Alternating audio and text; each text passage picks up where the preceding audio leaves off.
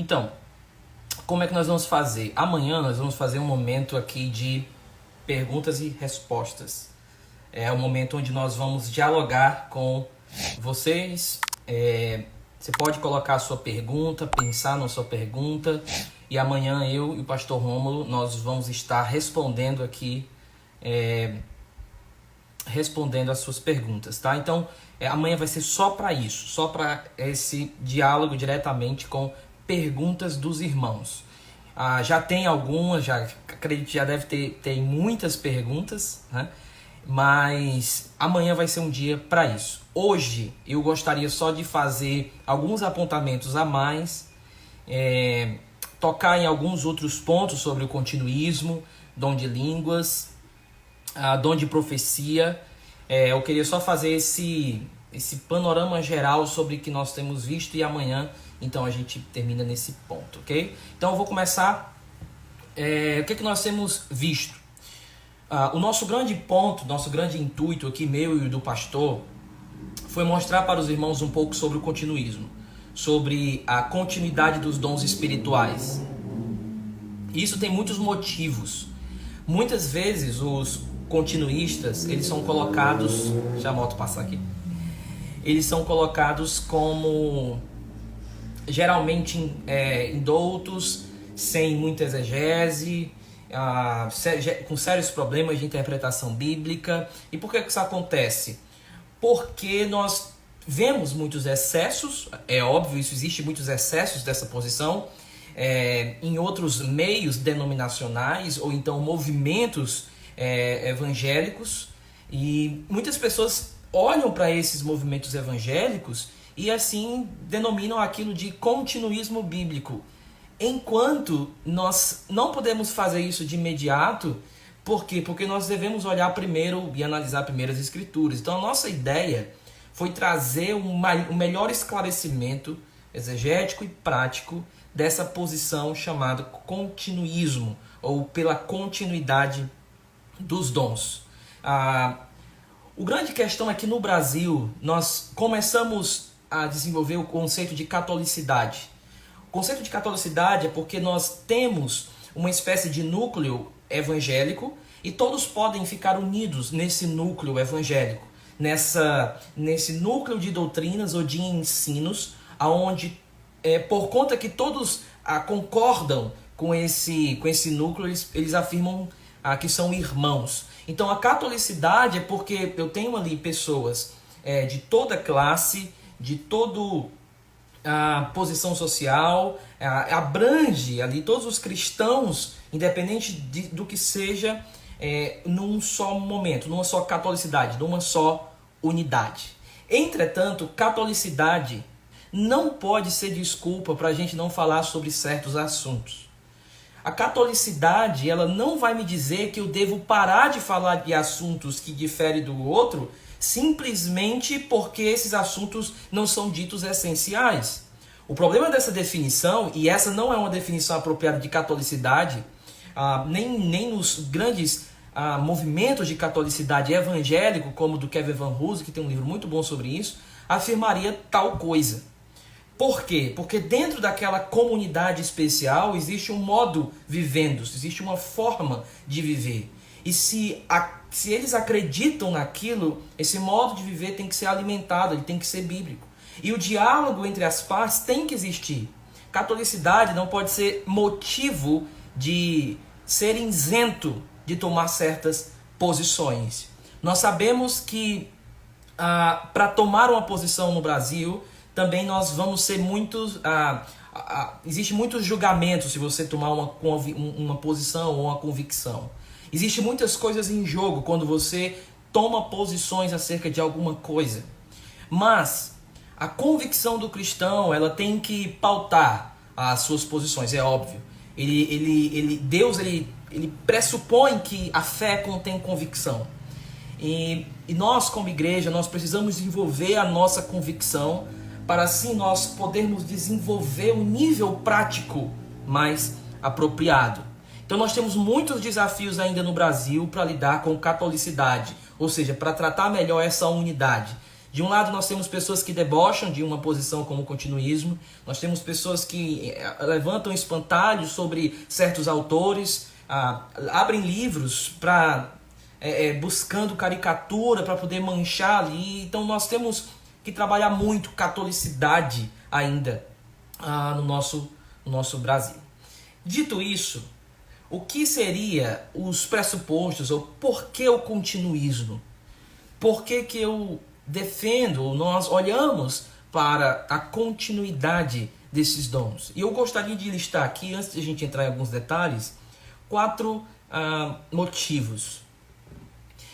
Antes de entrar nesses motivos, eu vou tentar ser um pouquinho mais, desenvolver um pouco mais o que nós temos visto, falar algumas coisas talvez um pouco mais complexas, mas guarde no seu coração. Eu vou tentar explicar em outras palavras, mas se você não entender, guarde, deixe isso para estudar depois, ok?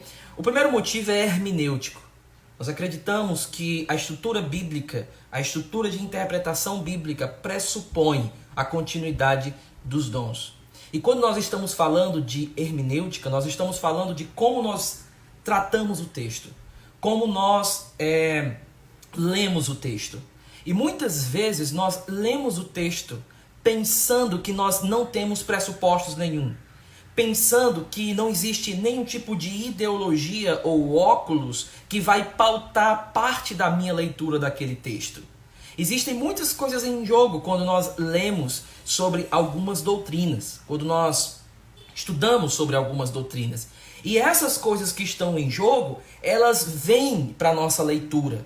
Então, o cristão ele não deveria defender uma posição filosófica ingênua, um positivismo ingênuo, achando que ele pode ler as escrituras sem trazer para sua interpretação algum tipo de pressuposto, algum tipo de ideologia, algum tipo de questões que vão pressionar ele ao interpretar o texto. Ora, se você observa no rádio, na televisão, várias pessoas abusando dos dons, muitas vezes falsificando os dons, na hora que você for ler isso, obviamente que você vai levar isso para o texto, essa pressão. Então, o cristão ele não pode, aliás, trazer para o texto, começar a ler o texto de uma maneira ingênua, achando que ele não tem pressupostos, achando que ele não tem um óculos que lê a escritura. Por outro lado, o cristão não pode adotar uma fenomenologia. Ele não pode achar que tudo é produto do seu pensamento, que não existe verdade nenhuma para ser ali analisada, para ser descoberta, para ser entendida fora dele. Ele não pode adotar essa posição. Talvez uma posição hermenêutica, uma forma de abordar o texto mais apropriada, seria o realismo crítico. Alguns autores têm adotado isso. Kevin Van Hoosen tem adotado o realismo hermenêutico. N.T. Wright tem adotado o realismo crítico. O que seria o realismo crítico? Eu sei dos meus pressupostos e eu sei que quando eu leio um texto eu vou carregar algo meu para dentro desse texto. Só que porque eu sei disso, eu também sei que existe uma verdade ali fora para ser buscada, para ser entendida. Então a maneira que eu me aproximo desse texto nunca é ingênua, mas também nunca é cética. Eu sei que existe uma verdade, mas eu sei dos perigos na interpretação que eu vou carregar para dentro dessa verdade. Isso seria, em termos bastante básicos, a ideia de realismo crítico. Eu me aproximo do texto em termos de diálogo, porque eu sei que eu estou trazendo algo para aquele texto. Então é uma espiral. Eu leio o texto com algo meu, só que o texto ele vai transformando, vai mudando aquilo que eu cheguei com ele no texto, os pressupostos, a ideologia. Mas para que isso aconteça, eu preciso estar aberto ou pelo menos consciente ao máximo desse perigo. E quando nós estamos tratando de uma hermenêutica dos dons, o que as pessoas geralmente fazem? Elas entendem que elas não têm, elas vão começar a ler o texto, aliás, de uma forma ingênua. Como se as aberrações do falar em línguas por algumas pessoas não tivessem na cabeça dela quando ela pensa em 1 Coríntios. Só que qual é o problema? É quando você não traz uma maior consciência desses perigos, você simplesmente vai dizer, mas isso aqui não existe para hoje. Por quê? Porque isso que acontece hoje é mentira, não pode ser verdade. Então, eis um perigo hermenêutico na hora da leitura bíblica, tá? Pegar as coisas externas e, por medo dessas coisas externas, não relevar as evidências textuais. Então, o continuismo, ele trata esse realismo crítico e, ao mesmo tempo, ele olha para passagens e para estruturas bíblicas que claramente ordenam o buscar com zelo os dons, especialmente o dom de profetizar. Então, essa seria a base. É a hermenêutica do texto. Dentro dessa hermenêutica do texto vem o segundo ponto, que é fatores históricos. E aqui, quando eu falo fatores históricos, fatores hermenêuticos, isso aqui não é só a base do continuismo. Também deve servir como a base prática do seu continuismo, ok? Então, primeiro, uma boa hermenêutica, uma boa leitura bíblica. Segundo, o fator histórico. Nós temos vários citações de pais da igreja, como Orígenes, que reconhece os dons espirituais. Nós temos Tertuliano, nós temos outros, nós temos Justino Mártir, que reconhece a continuidade dos dons, a continuidade do dom de profecia. Bem, é no período pós-apostólico. Se há uma cessação de dons no período pós-apostólico, nós precisamos interpretar muito bem essas citações dos pais pós-apostólicos que pressupõem a continuidade dos dons. Não estou dizendo que isso resolve tudo, só estou dizendo que quando nós estamos falando de abordar uma posição chamada continuismo ou cessacionismo, nós não podemos ser meninos e fazer do nosso argumento somente o deboche. Precisa ter maturidade teológica para tratar, porque o assunto não é tão simples. Então, quando eu olho para fatores históricos, eu vejo os pais da igreja e vejo outras citações dos pais da igreja sobre a continuidade dos dons. Onde é que eu posso ver essa citação? Bem, eu não sei onde está ela em português, mas você pode ver no livro do Sam Storms, que ele lançou recentemente sobre o dom de línguas. Ele tem um apêndice gigante sobre citações dos pais da igreja sobre a continuidade dos dons. Então, primeiro, a hermenêutica. Segundo, fatores históricos.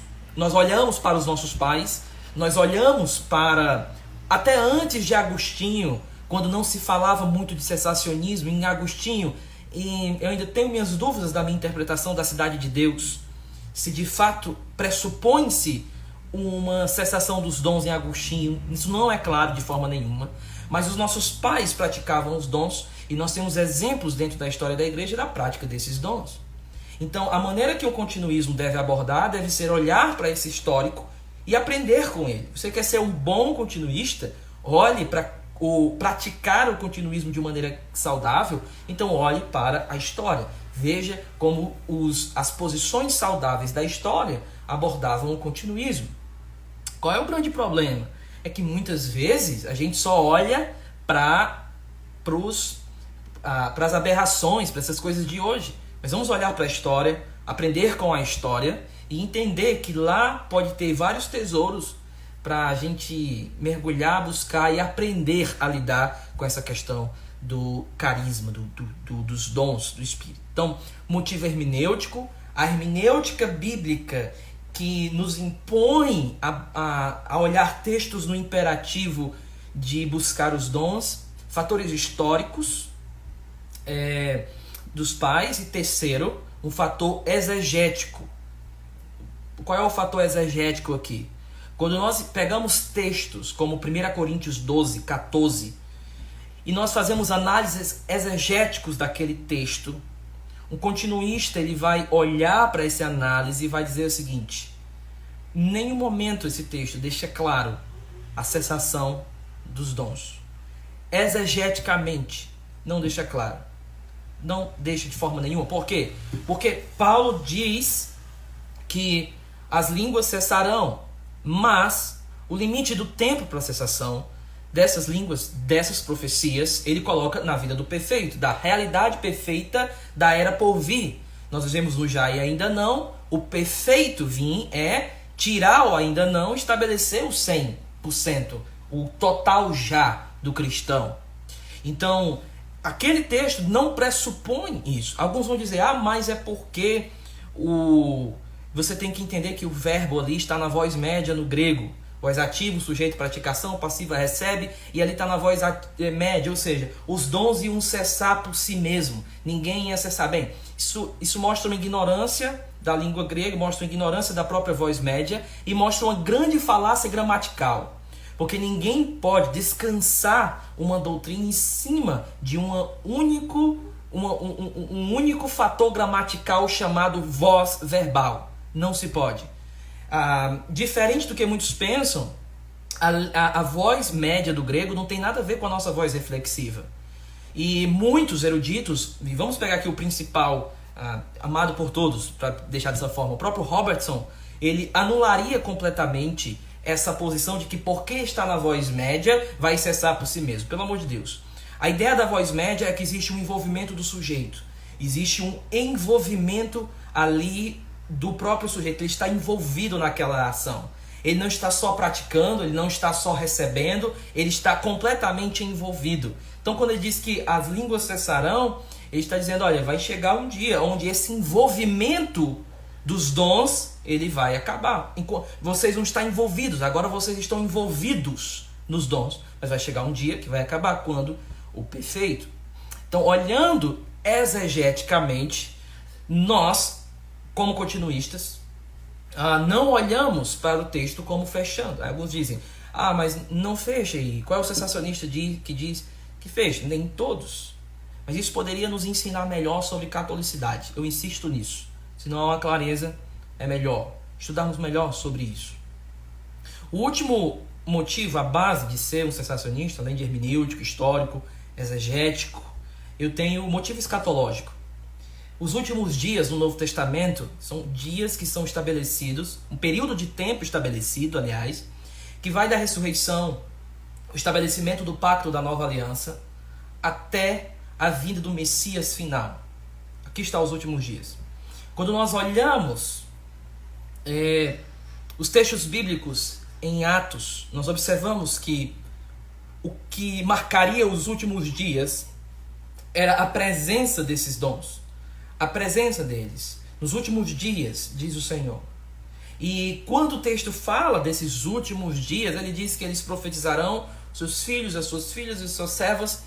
O texto agora não coloca mais o ministério profético à luz de uma só pessoa, à luz de alguns indivíduos dentro da nova aliança, mas coloca agora o ato profético, a ideia da prática profética disponível para todos aqueles que fazem parte da nova aliança. Isso pelo menos me indica que existe uma diferença de ministério profético da antiga para a nova.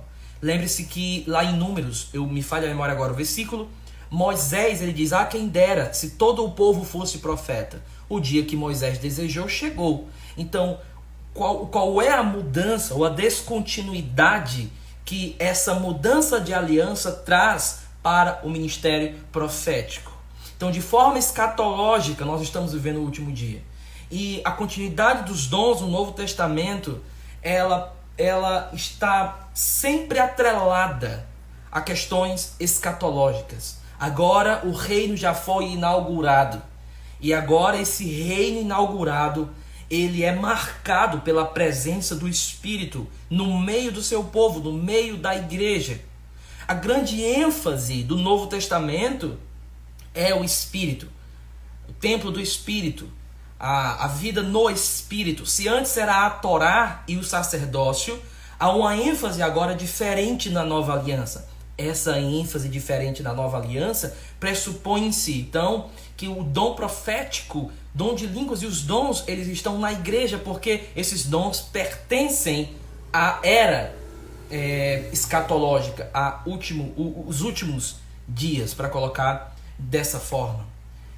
Se existe uma era escatológica que chegou, existe uma superioridade dessa era escatológica à era anterior. Se na era anterior nós tínhamos um número limitado de pessoas que compartilhavam de certos dons, qual seria o motivo exegético, hermenêutico, de pensar que agora ele cessa e não ele continua de uma forma mais plena?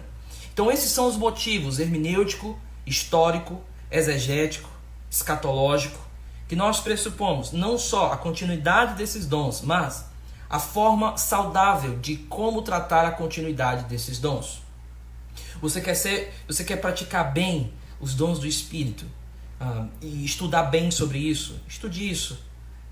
Veja como o autor bíblico quer que você leia o texto hermenêutico. Veja o que os pais dizem sobre o texto histórico. Reconheça as dificuldades do texto e a estrutura bem do texto exegético.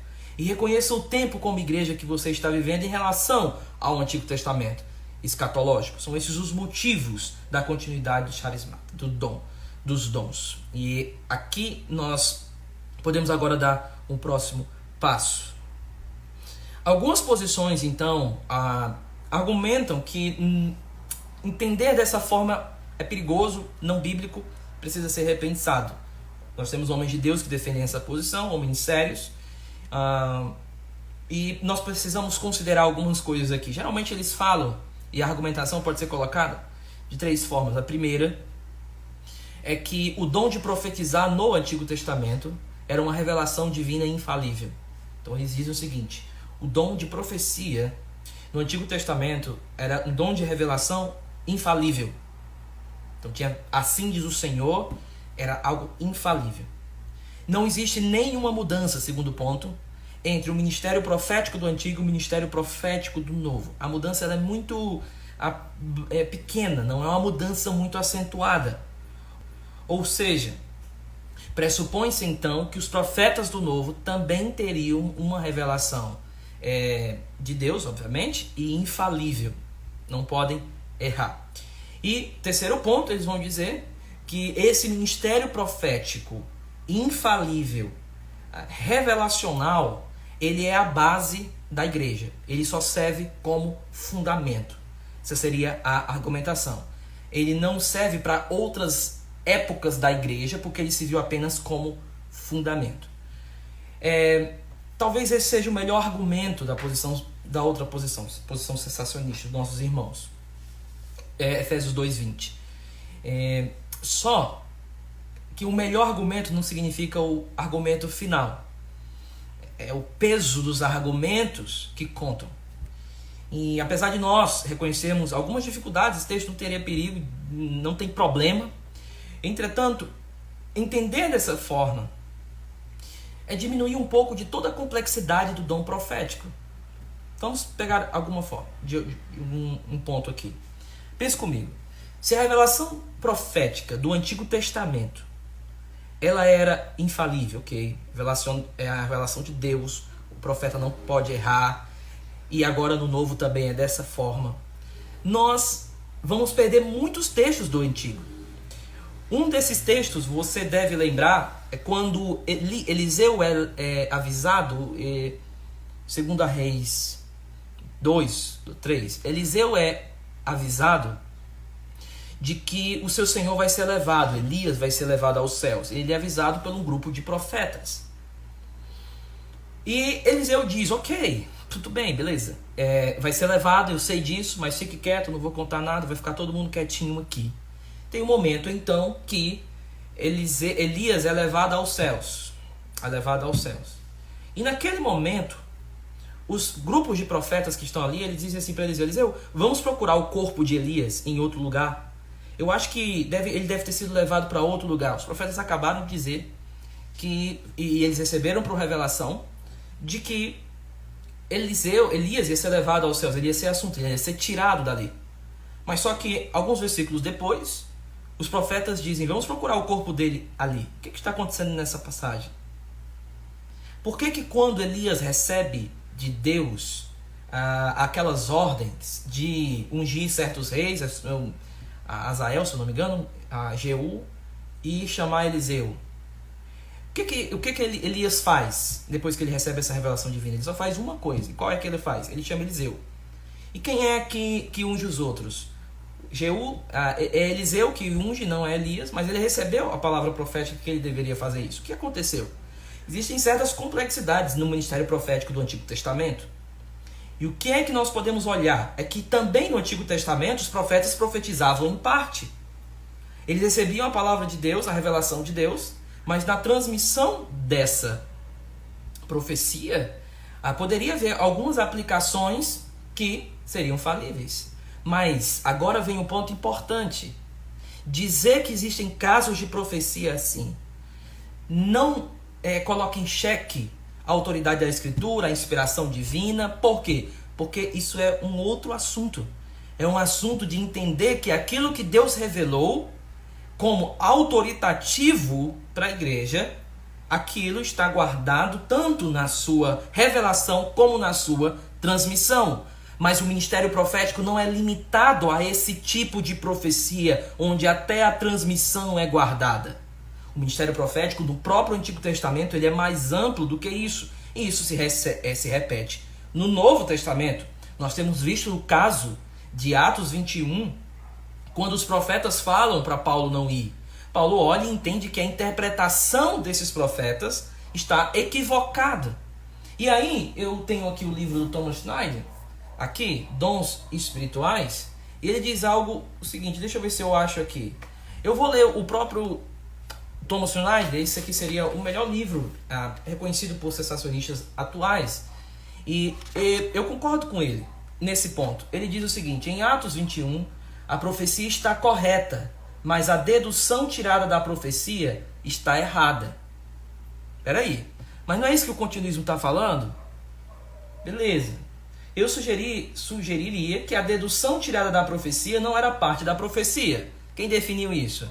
O dom profético não é a entrega de uma revelação de Deus? Como é isso? Nós estamos tratando de profecia.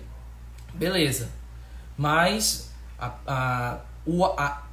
o ato de profetizar, ele não conta. Só conta a revelação mesmo dada. Beleza, deixa eu explicar isso de outra forma. O que ele está falando aqui seria o seguinte, a profecia de que Paulo enfrentaria sofrimento em Jerusalém está correta, é inspirada pelo Espírito. Eu concordo.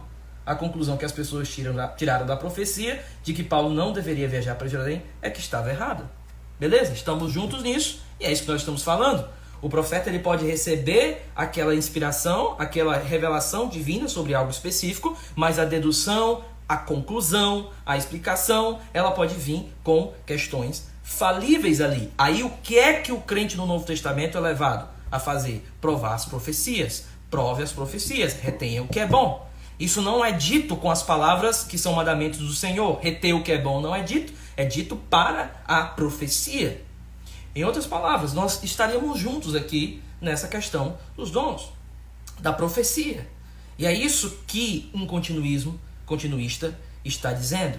Precisamos definir profecia. Eu vou definir profecia, eu coloquei uma definição que tenta abranger alguns pontos para a gente trabalhar aqui, e aí eu já entro na revisão do que eu tenho falado sobre a prática dos dons.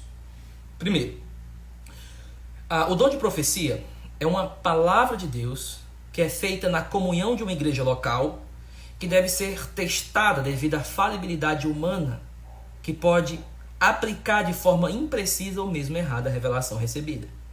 Perceba alguns pontos aqui. É uma palavra de Deus, é uma revelação divina, Paulo deixa isso muito claro, é uma revelação que ele recebe.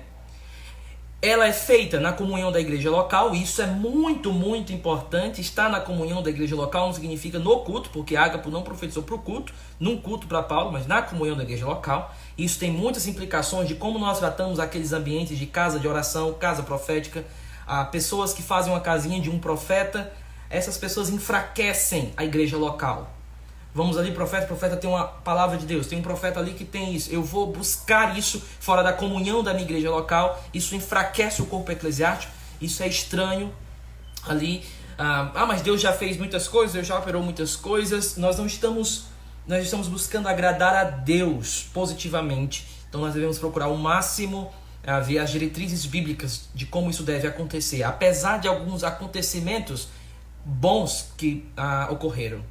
Então, o primeiro ponto é uma palavra de Deus, uma revelação que é feita na comunhão de uma igreja local, que deve ser testada devido à falibilidade humana, que pode ser aplicada de forma imprecisa ou errada. Então, vamos lá. Nós temos visto que Paulo ele não faz uma relação direta entre cânon e profecia. Por quê? Porque a profecia deve ser julgada, e a pergunta é, por onde? Por quem? Por outro profeta? Mas não faz sentido. Deve ser julgado por um cano, por uma régua, por uma medida. Aí vem a palavra cano. Então esse cânon, ele mede a profecia. Então é como se eu estivesse dizendo assim, a prova é a profecia. Por onde? Pelo cânon. Pelo cânon, pelas escrituras, pelos mandamentos do Senhor. E Paulo vai falar em 1 Coríntios, que se você for espiritual e profeta, você vai reconhecer os mandamentos do Senhor para poder julgar de forma correta a profecia. Segundo, está na comunhão da igreja local. E terceiro, pode ter uma transmissão falível. Pode acontecer, e nós temos aqui o exemplo onde Thomas Schneider, nesse livro, ele fala isso. Deixa eu dar agora então uma forma mais ampla aonde essa profecia pode acontecer, e depois nós vamos para os dons de línguas. A profecia como um dom do Espírito, aqui eu estou citando Chesterton, abre aspas, combina os seguintes aspectos: o discernimento pastoral das necessidades das pessoas, comunidades e situações, com a capacidade de abordar essas situações como uma declaração vinda de Deus, com um discurso para desafio, consolo, julgamento, instrução e etc. Enquanto o orador acredita que tais declarações ou discursos provêm do Espírito, erros podem ser cometidos e, como os crentes, incluindo ministros e profetas ou profetas, permanecem humanamente falíveis. As reivindicações de profecias devem ser pesadas e testadas. Deixa eu colocar aqui um ponto. Primeiro, olha como ele coloca essa ideia de discernimento sobre as necessidades das pessoas, da comunidade, de certas situações, e uma forma vinda do próprio Deus de como abordá-las, de uma forma vindo uma revelação de Deus ali. Mas, como a profecia é em parte para o profeta, ele pode aplicar isso, concluir certas coisas disso de uma forma mais equivocada. Então seriam esses pontos de profecia. Alguns cuidados aqui para a gente passar para o dom de línguas. Primeiro, cuidado com ambientes onde o dom é valorizado acima das pessoas. E pessoas são endeusadas. Aquela profetisa, aquele profeta, aquele lugar. Cuidado com essas casas de profetas. Pode ser amigo seu, pode ser isso, mas reflita comigo. Como esses locais podem enfraquecer a igreja local? E como esses locais podem enfraquecer o ambiente onde o próprio apóstolo Paulo ele delimitou para que houvesse esses dons, a igreja local, o fluir desses dons. Então, cuidado, porque acontece nessa comunhão da sua igreja. Segundo, existe muita meninice, e nós não vamos dizer que o dom cessou por conta das meninices. Nós precisamos fazer o que Paulo diz. E o que é que Paulo diz? Paulo diz para testarmos a profecia. Testarmos a profecia. E o melhor lugar para testar a profecia é na comunhão da sua igreja local. Profecias podem não acontecer por vários motivos. Elas poderiam ser condicionais, elas podiam ser realmente falsas, o profeta aplicou errado. Existem várias questões ali. Por isso que há uma necessidade de uma igreja priorizar a palavra, a exposição das escrituras, para que essa igreja seja madura o suficiente para viver entre si e julgar, ter discernimento de espírito. Por último, terceiro, cuidado quando Paulo fala para não apagar o espírito. Isso é um perigo real na igreja. Apagar o espírito. Ele fala isso ali próximo do seu imperativo como profecia. Isso é muito importante. Não apague o espírito. Não impeça o agir dele no meio dessa comunidade. Existem várias e várias formas disso acontecer. O desprezo pelos dons. Paulo vai dizer, não despreze as profecias, meninice, pecados e muitas outras coisas que podem acontecer ali no meio de uma reunião onde os dons estão se manifestando. Então seriam esses 3 pontos de cuidado. Cuidado com ambientes onde um dom é valorizado, tem um vaso, a vasilha e muitos outros, e fica aquele ambiente que o cara tem uma palavra de Deus sempre, o cara sempre tem ali, olha, não dá. Tome cuidado com esse ambiente, cuidado com as meninices. Terceiro, cuidado com o perigo de apagar o espírito. Deixa agora eu terminar com algo positivos aqui sobre profecia. Primeiro, profecia no Novo Testamento ela pode ser definida de 3 formas, como Richard Bauckham, no livro dele sobre a revelação de Apocalipse, a revelação do livro de Apocalipse, ele vai falar que a profecia ela tem uma espécie de discernimento. É como se o profeta ele discernisse os tempos. Ele desse luz para a igreja em tempos de trevas. Ele consegue mostrar algo essencial que deve ser feito a despeito do que está sendo falado no mundo, na cultura. Segundo, ele também existe algo de predição nisso.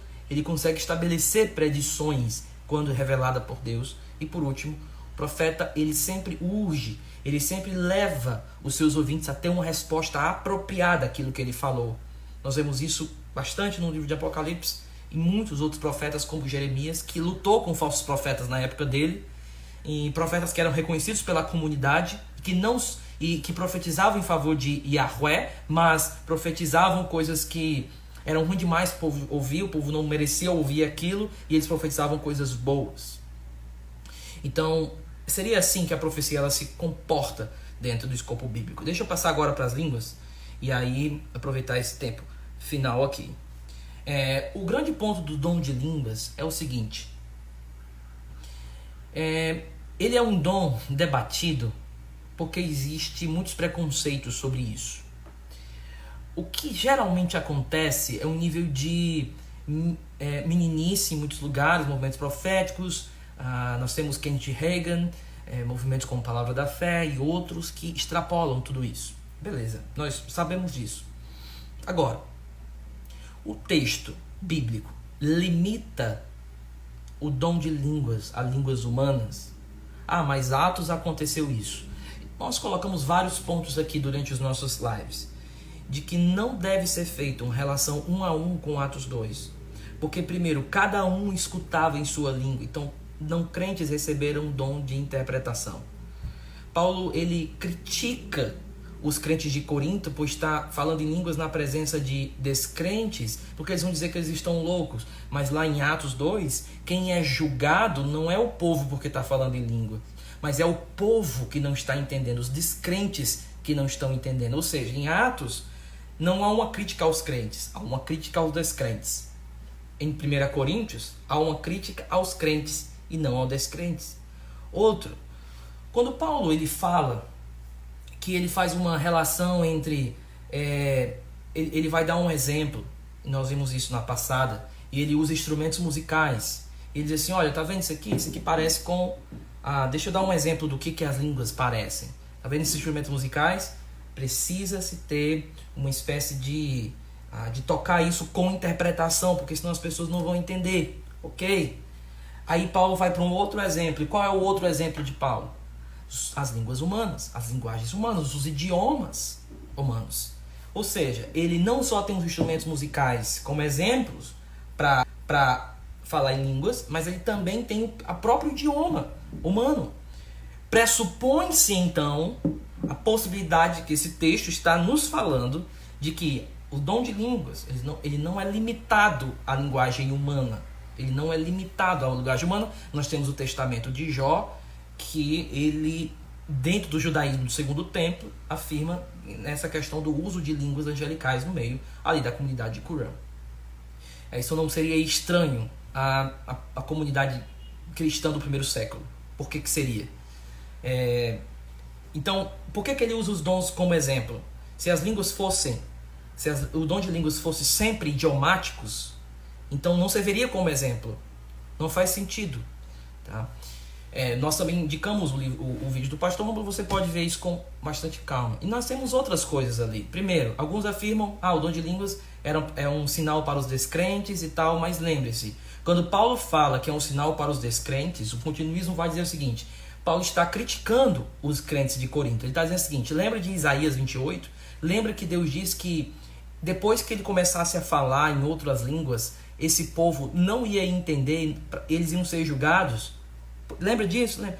Então pronto, se vocês falarem em línguas estranhas e eles não entenderem, não vai vir salvação nenhuma para eles. Eles vão ser julgados. Isso é um sinal de juízo. Isso é um sinal negativo para eles. Não façam isso. É tanto que na estrutura ali, e faça um exercíciozinho de entender a estrutura, ele faz a relação entre línguas sem interpretação e profecia. E ele vai dizer o seguinte lá no final: olha, mas se tiver profecia, o descrente vai entrar e ele vai dizer: o Senhor está aqui. que Paulo está dizendo? Então profetizem. Olha como profetizar traz mais benefícios para vocês. Isso, profecia é um sinal para vocês, porque o não crente vai entrar e vai dizer, Deus está aqui. É um sinal de que existe a presença de Deus aqui. Então falar em línguas ele não pode ser limitado a essa ideia, era um sinal para o descrente por conta de Isaías. O continuismo vai dizer não. E outra, se for para evangelismo, vamos em Atos 2. Acontece evangelização lá? Bem, é uma evangelização estranha. Existe, na verdade, uma espécie de momento profético, histórico, redentivo acontecendo. Ok, é sempre para os descrentes? Por que Atos 10? Por que em outros lugares, os outros 2 lugares onde acontecem o Espírito Santo vem com as línguas, só tem crentes ali, não tem descrentes ali, não tem esse objetivo. O objetivo de línguas para Paulo é edificação pessoal e edificação para a comunidade, quando eu tenho ali interpretação para a comunidade. Paulo então vai usar um termo em 1 Coríntios chamado a variedade de línguas. Agostinho, tá vendo? É a variedade de línguas, porque pode ser inglês, pode ser português, pode ser isso, pode ser aquilo outro. Só que então, é aí que é o ponto. As pessoas, elas definem glossa ou outros termos lexicais para línguas, variedades, sem estudar, basicamente. Mas existem possibilidades dentro do campo semântico de que ele não está falando de variedades do mesmo tipo, ou seja, humanas, mas variedades de tipos, não só humana, mas outros tipos. Por quê? Evidência lexical. Você pode usar várias teorias linguísticas que você chega a essa conclusão de que o campo semântico de variedade de línguas ele é bem mais amplo do que só dizer variedade do mesmo tipo. Eu posso dizer variedade de outros tipos, variedade de línguas angelicais, a língua dos anjos, como ele mesmo fala em 1 Coríntios 3. Mas ali é uma hipérbole. Mas aí pelo menos se é uma hipérbole, mas sinaliza a possibilidade de existência. Uma existência que ele estica para fazer uma hipérbole. Tá? Então, dentro disso, você pode observar que Paulo usa a ideia de variedade de línguas. Ele vai fazer essa relação de línguas humanas com o dom de línguas. Nós não podemos fazer essa relação direta entre Atos 2 e 1 Coríntios. Paulo fala que quem fala em línguas fala a Deus e não aos homens. Se fosse evangelismo, seria um evangelismo estranho. Você chega na frente da pessoa e você fica assim, Deus, salva esse rapaz, esse imundo na minha frente. Não faz sentido. O dom de línguas, ele fala a Deus. Paulo também diz que ele fala em mistérios. E ele fala em mistérios ali, e a palavra mistérios, alguns vão dizer, é o mistério do evangelho. E é um outro problema, é uma falácia. Eu achar que toda vez que a palavra mistério aparece no Novo Testamento, significa que vai ser mistério em termos de revelação agora da salvação aos gentios. Espera aí, primeiro, existe uma diferença. Paulo geralmente usa mistério em singular. Aqui, Paulo está usando mistérios no plural. Paulo pressupõe o falar em mistérios, pessoas não vão entender aqueles mistérios. Além disso, Paulo diz, eu falo mais do que vocês, muito mais do que vocês. Eu falo em privado, ali eu falo no meu lugar ali secreto com Deus. Eu me comunico com Deus ali no meu lugar secreto. Em mistérios, alguém vai dizer, ok, mas se é mistérios, não tem interpretação, por que eu devo falar então? Qual é o sentido de línguas? Paulo ele ora várias vezes para os Efésios, para os irmãos de Éfeso, ele diz o seguinte, olha que vocês entrem num nível de intimidade que exceda todo entendimento. Existem níveis de oração, e Romanos 8, alguns vão usar para falar, o Espírito intercede com gemidos inexprimíveis. Existem coisas além do só entendimento, que Paulo coloca, além do entendimento, que também traz edificação naquele sentido. Ele vai dizer, quando eu oro, a mente fica infrutífera. Uma outra questão ainda dentro dessas línguas, e é só uma revisão aqui, tempestade de ideias, né? É que Paulo vai dizer que o dom de interpretação, ele é um dom. Imagine que você comigo numa cidade cosmopolita, como 1 Coríntios, onde eu tenho várias pessoas chegando ali com várias nacionalidades, vários idiomas. Imagine que eles entram na congregação e alguém está falando em um idioma. E o pessoal diz assim, não fala não, porque precisa de interpretação, precisa de dom de interpretação, senão você vai colocar o descrente para fora. Aí o descrente ele diz assim, não, mas eu estou entendendo. Ele está falando o idioma tal, eu estava lá, eu sei que idioma é esse aí. mas ele não tem dom nenhum de interpretação ali. Imagine Paulo falando, então, eles falando ali na congregação, e dentro de uma cidade que pressupõe isso, que tinham várias línguas, vários idiomas, né, na cidade. Só que Paulo vai dizer, não esqueça, o dom de interpretação é um dom de interpretação, e não simplesmente alguém que sabe ou aprendeu aquilo ali. Então, esse seria um outro ponto, né, de falar em mistério, falar a Deus e não aos homens, a diferença entre Atos e 1 Coríntios, as línguas humanas como exemplo, variedade de línguas. Não existe essa ideia de propósito evangelístico, tendo em vista que Paulo está usando esse exemplo de Isaías de uma forma mais negativa do que positiva. Deixa eu ver outra coisa aqui. Paulo também diz que fala mais do que todos eles. Eu falo mais do que vocês, eu falo muito mais em línguas do que vocês. Alguém diria, Paulo, mas qual é a vantagem? Tem irmãos ali que também, eles falam vários idiomas. Seria geralmente idiomas. Ok, mas por que Paulo fala mais do que eles? Não, é porque Paulo fala uma quantidade a mais. Só que Paulo, no texto, vai dizer que ele faz isso no privado, no silêncio, no sozinho. Então, todas essas evidências, nós não podemos simplesmente dizer o seguinte, é doideira achar que é línguas celestiais. Outra coisa, imagine comigo, e aí, deixa eu ver aqui o meu tempo. Ok, imagine comigo que um descrente ele entra na congregação. Ok, é uma hipótese, tá? E ele vê as pessoas falando em línguas lá. E de repente, uma pessoa chega e diz assim, não fala não, senão eles vão dizer que você está maluco. Só que qual é o sentido de dizer que uma pessoa está maluca porque está falando inglês? Não, ela não está maluca não, ela está falando inglês, esse idioma aí é conhecido. Por que pressupor estar maluco? Não é porque estava falando todo mundo do mesmo jeito? Não é porque estava falando todo mundo ao mesmo tempo. O que pressupõe de se chamar maluco é porque estava falando sem interpretação. Então, entenda comigo, não é tão fácil simplesmente estabelecer que tipo de línguas eram aquelas. O que nós podemos dizer, entender de maneira muito abrangente, é que Paulo não limita a glossolalia, o dom de línguas, a algo simplesmente terreno. Ele deixa várias pistas textuais que pressupõem algo além disso, de uma edificação pessoal no privado que pode ajudar. Existe um erudito que eu gosto muito chamado N.T. Wright.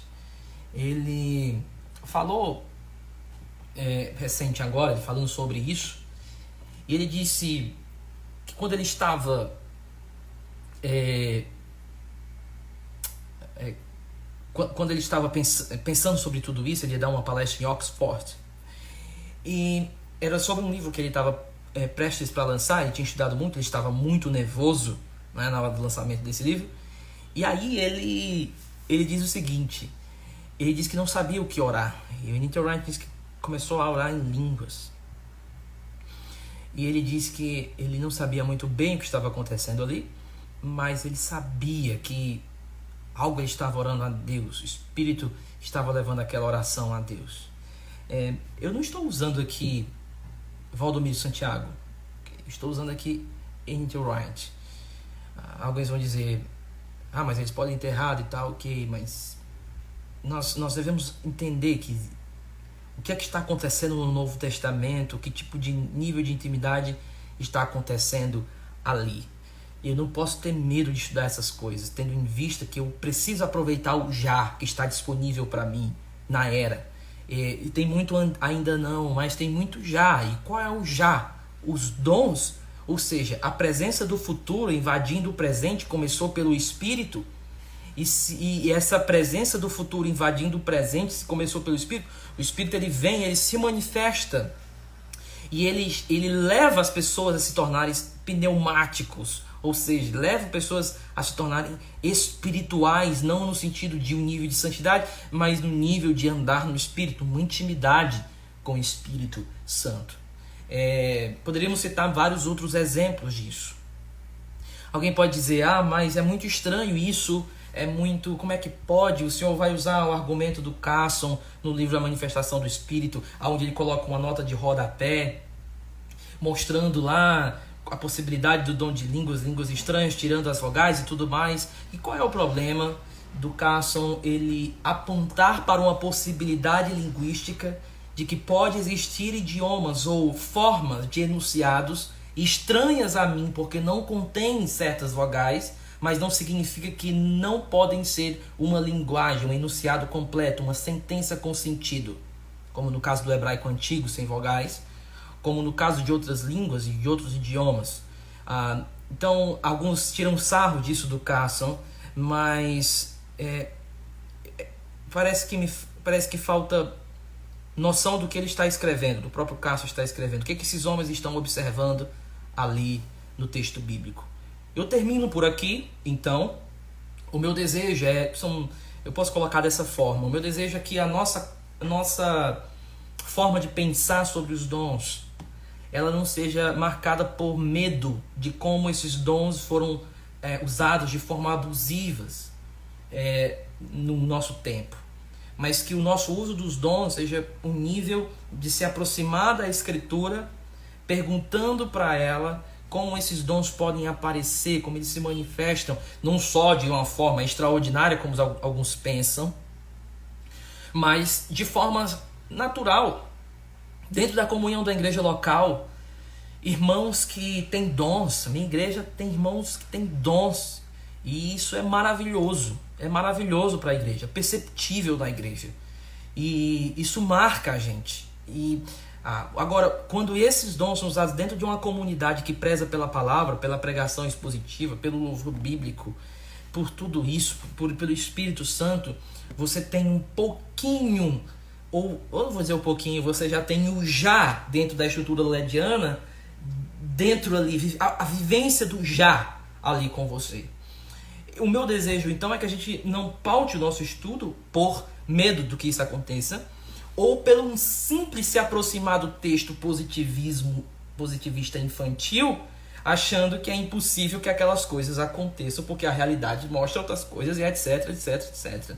Nós precisamos perguntar para nós mesmos como nós temos nos aproximado da Escritura em termos exegéticos, históricos, hermenêuticos, escatológicos, e pensando sobre os dons, em pensar sobre os dons, pensar melhor sobre a manifestação do Espírito no nosso meio. Bem, amanhã, Lívia perguntou aqui, tem algumas coisas aqui, mas Germano falou que o áudio está um pouco atrasado. Minha internet, irmã, misericórdia, hein? Mas amanhã nós vamos então tirar um tempo para perguntas, ok? E aí os irmãos podem fazer essas perguntas amanhã. Deus abençoe, espero que eu tenha contribuído de alguma forma para o seu estudo nesse assunto. Espero que eu, pastor Rômulo, a gente tenha conseguido despertar você de alguma forma. E minha oração pela igreja evangélica brasileira é que ela preze por uma catolicidade que não abafa a posição do diferente, mas entende, respeita e vive com o diferente. Essa é a minha oração para a igreja brasileira. Pautarmos a nossa vida nas doutrinas essenciais e não termos catolicidade somente de boca, mas de espírito e verdade, de fato e de verdade, como uma comunidade que é marcada pela presença do Espírito em nosso meio. Ok, então é só isso. Deus abençoe. Até logo, gente. Até mais.